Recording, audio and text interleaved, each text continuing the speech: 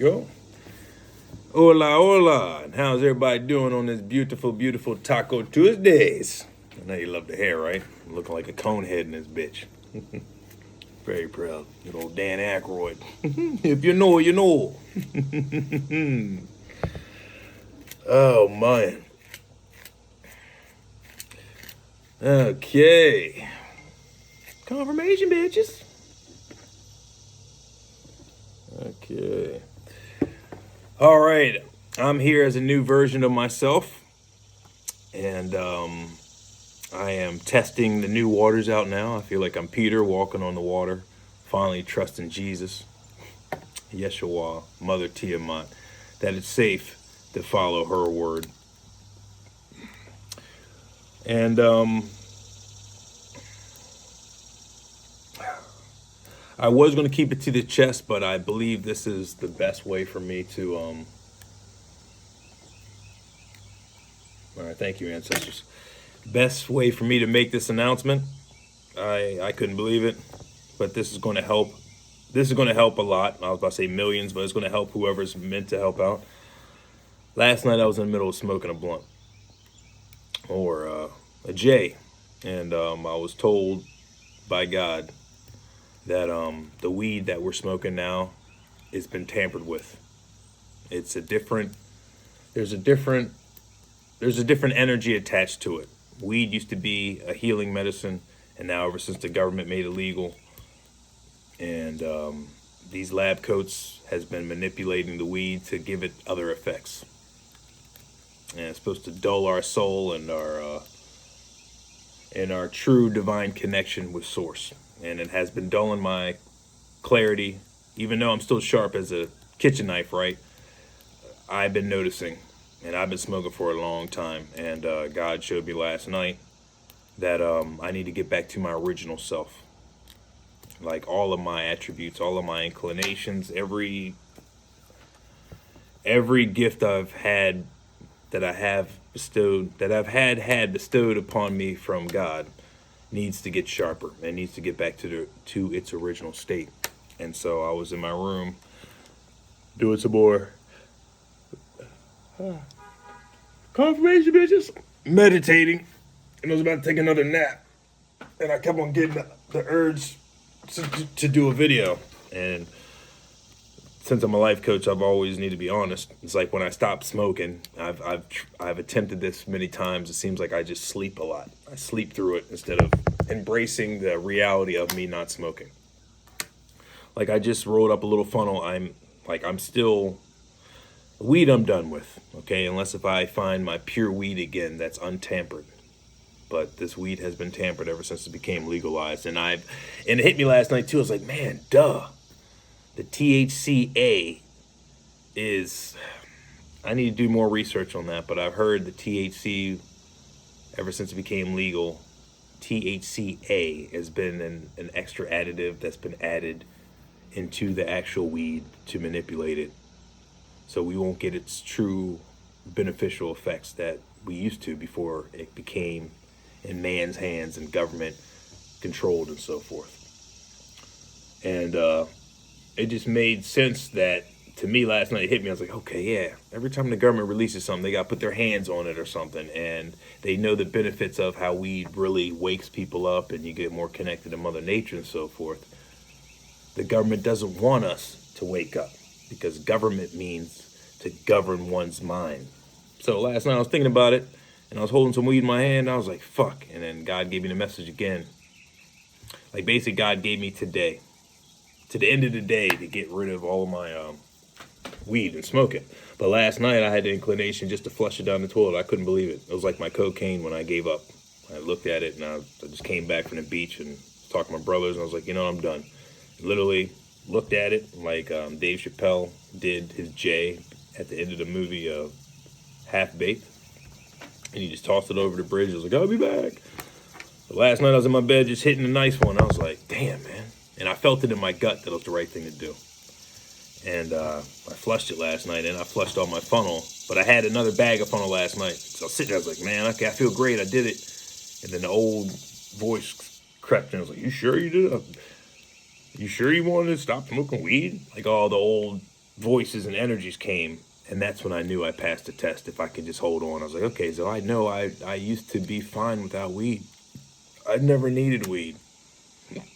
I got along perfectly. Man, I was that friend back in the day that would hang around people that would do whatever and just be the goody two shoes. I remember those days. Hey, so you want to take a hit? You want to drink? You wanna? I'm be like, I'm good.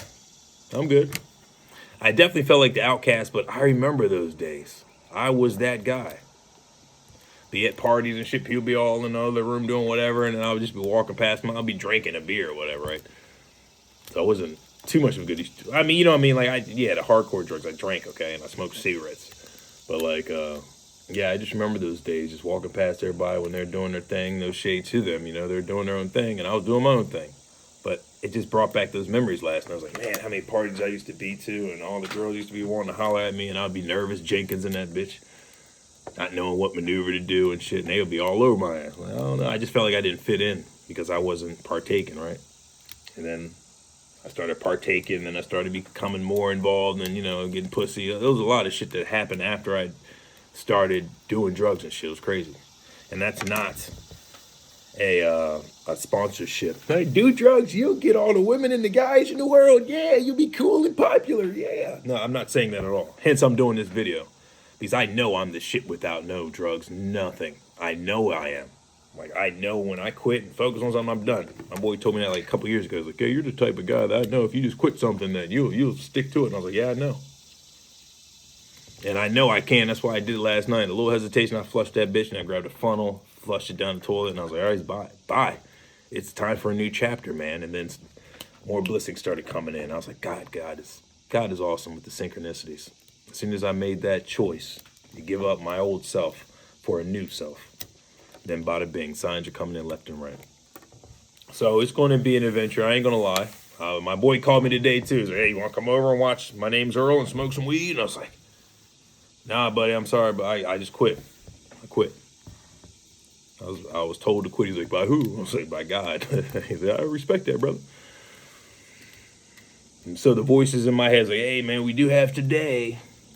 We'd have till the end of the day. And I thought about it, I was like, I could. But at the same time, I'd rather just quit cold turkey right now, go through the uncomfortable period. Hence, I'm doing this video for people that is at that precipice point in their life, too, at the crossroads of starting a new chapter and being a better version. And last night, it reminded me of Brittany, the cosmic wifey, how she's been sober for 10 plus years, 10 and a half years. Congratulations on that. So I'm looking at her doing her damn thing and how intuitive she is and how sharp she is. And I was like, okay, well, she used to be bada bings, you know, like a lot of us used to be bada bings. No disrespect. We all went through our journey. If she can go through that and be okay, so can I. And I've been through a lot. I'm looking at all the shit I've been through and still going through. I'm like, okay, if I can get through this. I was using weed as an excuse, I guess, as a medicine. It helped me. I'm not going to lie. Weed does help me. That's why God presented last night. It's like, hey, man, get rid of this shit that these labs have made it legal, but they have a different intention and a different energy attached. And as soon as God was telling me that last night, my download was like, yeah, it makes sense. It does.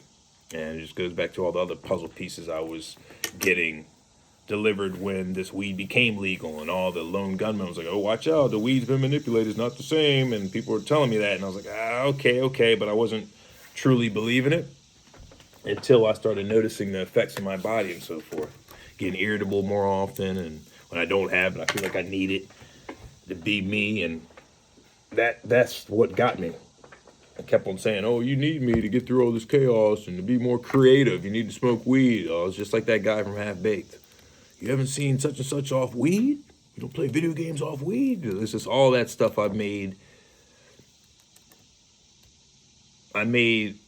associations with and identities with. You know what I mean? That makes sense. Like when I was smoking weed, I made certain identities with it. Okay, well, if I smoke, I'll get my appetite increased. It'll help me relax, focus more, play video games, watch movies, and just help me just basically numb myself from what's really going on in this matrix. If I want to be a strong Neo within this matrix against the Agent Smiths, I need to be completely sober. Like I need to keep my mind and my facilities sharp. Butterflies, I say that. Oh, monarch butterfly. Fucking right. I love the synchronicity. Thank you, ancestors, by the way, for giving me the strength to do this. Thank you. To be honest with my collective. To be honest with you guys and just tell you and ladies that it's okay to give up it's okay to give up what no longer serves you. You will feel a lot better. You will literally feel cleansed by when you give up something that's clenching onto you, and it wants to morph into your identity and take stake in your journey. You know what I mean? Oh, well, you wouldn't be here if it wasn't for me. Like, those voices creep in.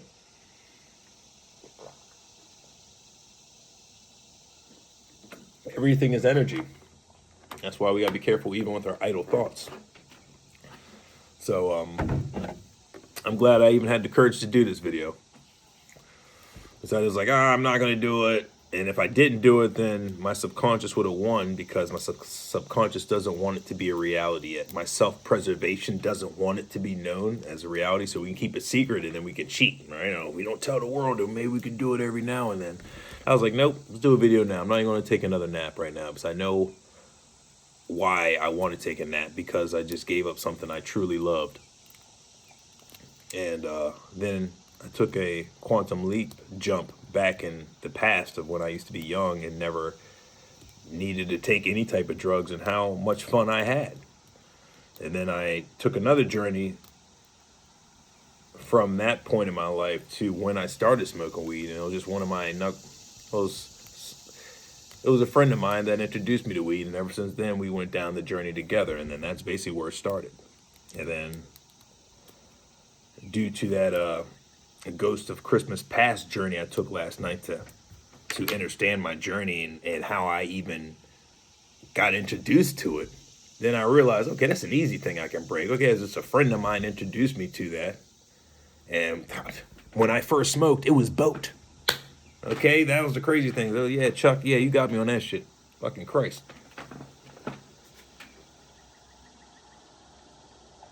That was a drop from the ground. That was crazy. Like a skink or something dropped from the ground. But sometimes they do. They be crawling on the side of the walls and then they drop. I was like, I know it ain't raining frogs out in this bitch. Is it Magnolia in this joint? You remember the movie Magnolia? I think I'm saying that movie right, with Tom Cruise, and the frogs are falling from the sky and shit like that. It's a really good movie. Magnolia, I think, is the name of a flower. But either way, it reminded me of that. But it just helped me go through my origin story of when I even got introduced to weed, and then it helped me break down the reasons why I don't need it. So if you happen to be in the same period of giving up something, maybe drinking, or maybe fucking too much, or maybe playing too many video games, something that's keeping you locked, and it's like a venom symbiote that's attaches to you. It's like, oh, you need me. You need me to operate in this world, yeah. If you have any type of like monkeys on your back like that, if you can't do it on your own, ask for help. Not everybody can have the strength to do this on their own. It may be hereditary. You know, a lot of family members may be going through the same motions, and so you may not feel like you have a strong support system to even say this to, but still laugh at you. Like, what the fuck you telling me? You're gonna stop drinking? You're gonna stop fucking? What do you, little bitch? Misery loves company, peer pressure, all these tactics, you know, buzzwords will get you stuck in that same routine, because if you're doing the same thing they're doing, then they feel more comfortable with what they're doing. It's like a misery loves company algorithm that's going on. So we have to be real with ourselves on that. If you feel your environment's doing everything you want to escape from, you may have to move from your environment. And then once you move from your environment, you cleanse yourself, and you're right. You got your facilities back, and your goal. The words are slipping, but you got your head on straight. You can think clearly. Then if you want to help somebody, when you fully helped yourself, and you can be around atmospheres that you used to be involved without getting tempted, then you could be more impactful. So you don't want to half-ass it and then get into that environment and attempt to save people that you love, and you're not strong, you're not armored properly enough. You can easily get tempted to go back in those same ways, because people you love have very, I don't like saying manipulative ways to connect to you or keep you stuck, but they're very convincing. Oh, you don't need to do that. You can give that up next week, man. I'm giving it up next week too, man. I got an appointment for one of the rehabs. Why don't we just chill together? Let's do this together and it'll be okay. And then next month we'll quit together. How many times I fell for that shit? Okay, man, I got you. All right, cool. I'll wait a little bit longer. And then they just keep you on that roller coaster ride. So, like, if you feel like you have those kryptonite chains wrapped around you and it's been around you for months or years and it's time for you to break free, but you have the inclination in your soul, like, there's more than this, there's more to this, there's more to life. I feel like I'm holding myself back. Your soul is, like, bleeding and screaming for more. If you have that inclination in your body, that's your soul knowing that you're meant for more and you just are going through a temporary journey that, hopefully you can correct the course now before it becomes permanent. You don't want that journey to become permanent and then you just lost your GPS, you threw out your map out the window, like, oh, I'm good, I'm just staying on the course. We've all been there and done that. And that is why it's good for you and me to always do pros and cons. You know, I like to do pros and cons of every situation I'm in so I can see if this is more beneficial for me or if this is more detrimental to me. And if you can form the discipline to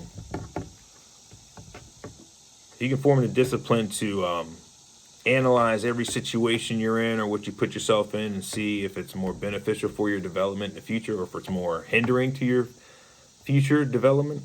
If it's holding you back from getting to your goals, the actions you're doing, then that's a red flag that you need to remove those. If it's holding you back from getting to your finish line, whatever finish line you may have presented for yourself, you want to be a hairstylist, fashion designer, life coach, motivator, athlete, commentator, whatever you want to do, a teacher, whatever you want, a comedian, ask yourself, are the actions you are taking currently, are they getting you closer to your goals of whatever career you're looking for? Or are they keeping you stuck and keeping you further away from your goals? And then you can ask yourself those honest questions. A lot of people are like, they're functioning, whatever they may be. Oh, that's a functioning alcoholic. He can go to work and boom, boom. Some people can do that and still provide for themselves. That's your prerogative, right? That's your prerogative, whatever floats your boat, right? That's your choice. I highly recommend just being totally sober and get back to your original self and how you used to be. And God gave us all the gifts that we ever need. We don't need anything that's false, you know what I mean? And that's what a lot of us are doing now, is taking temporary things.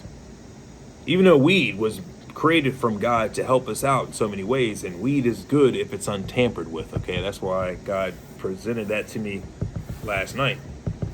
So, okay, if you can find the right weed or you get a healing doctor or so forth, and I was like, I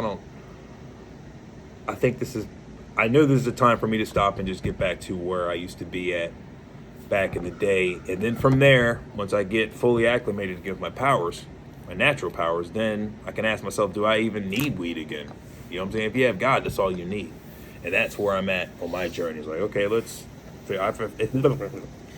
Mercury, right? If I truly believe in God, then I'm going to surrender everything. I'll surrender everything to God, and God will provide for me when I need it. And God still has. So this is going to be a journey for me, and I'm excited for it. I love challenges, and I like being clear-minded. So hopefully this helps the collective out there that may be in a position too of asking yourself, hey, should I change my ways of life? Should I make an adjustment? Is something really holding me back that I'm doing from my goals, right? And then we ask ourselves these honest questions, and then we will find ourselves progressing even further ahead. Even further ahead in our journeys of life, on this life that we call, or during our self-development journey. We can find we can find ourselves becoming more honest with ourselves, which is really important, because if we're more honest with ourselves, it's going to be easier to be honest with the world, right? So there are multifaceted lessons to learn through this journey and through whatever journey you're going through, as long as you have the perspective to notice your growth or your decline. And if you can be honest with yourself, then you will be your best coach and your best navigator besides God. Once you're honest with yourself, then God will be more honest with you. Well, God's always honest with you. But you know what I mean? Once you can accept your own imperfections, then it'll be easier to speak to the divine, because you won't be shunning it away by hearing things you know that you don't want to change. Like, okay, I know that, but I'll get on that next week. That's when you get furtherly disconnected from the divine messaging. But I think I'm going to leave it on that. We're 20 minutes and 46 seconds in. If you know, you know. But I extremely love all y'all. Here's a spiritual hug. And kisses. And always operate on the foundation of love, and you'll be good. I love each and every one of you. Enjoy your Taco Tuedaze, or whatever days you happen to land on this video. Because in my world, my planet is 1203, July 22nd. Taco Tuedaze. There we go. BT Networks, Miss Pat settles it. You botched my BBL. The things I be seeing on... Never mind, that's another time for another topic. I'm just talking about the shows people be watching just to keep you dulled down. It's crazy. But whatever. To each their own. I love each and every one of you. God bless you. Stay vigilant. Stay believing in yourself, because anything's possible. As long as you keep on trucking and believing in God. And with God, you're an army, okay? You're outnumbered. You are outnumbered when you're with God. Or with God, when you're with God, you guys outnumber everybody, every opposition that wants to stand against you or block your path. With God with you, you're unstoppable. God hired you, who's going to fire you? Maja got the tea, follow her. Love you, take cares. Till next time. Oh, daily motivation and no filter, if I didn't say that earlier. And think differently. A little hybrid episode. Take cares.